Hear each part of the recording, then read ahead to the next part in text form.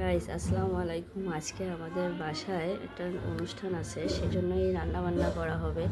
এটা মুরগি, এই গরুর মাংস, মাছটা আমি সময় স্বল্পতার কারণে ভেজে নিয়েছি। গাইস দেখুন, আজকে একটা অনুষ্ঠান আছে, সেই অনুষ্ঠানের কারণে এইসব রান্না বান্না হবে। ওই মাংসটাও আমি কেটে নিয়েছি। গাইস সাথে থাকুন, দেখতে থাকুন আজকের রান্না এবং আয়োজন। গাইস এই যে আমি এখন এই যে মাংসটা রানবো, মশলা আজকে এই সব মশলাগুলো দেব। তার সাথে এই যে পেঁয়াজ ভাজিটা এখন আমি এই যে পেঁয়াজটা ভাজি নিচ্ছি। আজকে ভাজা পেঁয়াজও দেবো, কাঁচা পেঁয়াজও দেবো। তেজপাতা দিয়ে দিলাম এবং তার সাথে এই যে বেগুনও ভাজতেছি।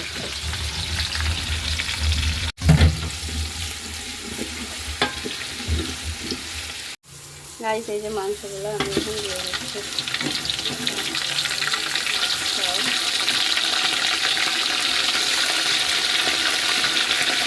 গাইস এখন আমি এই যে আস্তা পেঁয়াজ দিয়ে দিচ্ছি। তার সাথে গরম মশলা, জিরে বাটা দিচ্ছি, রসুন, আদা, যেমন খায় তেমন সব মশলা দিয়ে এখন আমি এভাবে ঘুটে দিচ্ছি।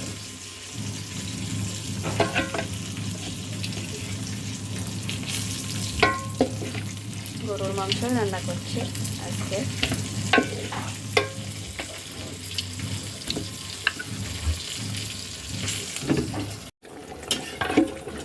মাংস এখন কষাচ্ছি।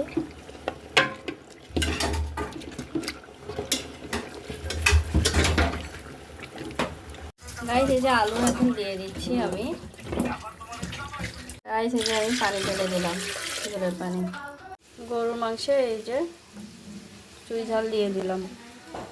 গাইস এই যে পোলাওর জন্য পেঁয়াজ,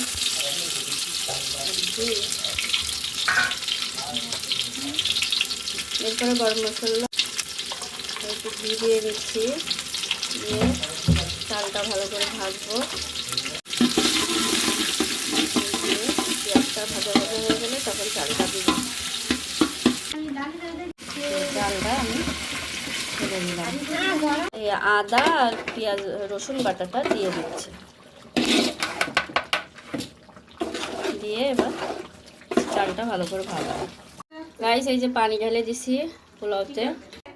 এই যে আমার পোলাও রান্না হয়ে গেছে।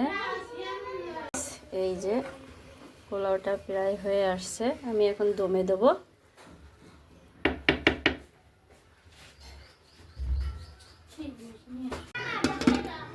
এই যে পোলাও, তার সাথে গরুর মাংস।